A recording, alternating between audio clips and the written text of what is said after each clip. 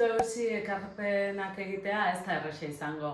Daukagun lantaldea paregabea da, baina nik uste dut elkarrekin helburu berdinaren bila aritzeko aukera izango dugula, eta tartean bururatuko zaizkigula ideia berriak, azken finean jende berria sartzen denean proiektu batean edo, beti ekarpen berriak edo ikuspuntu berriak etortzen dira, eta uste dut hortikan egin ahal izango dela nire ekarpena.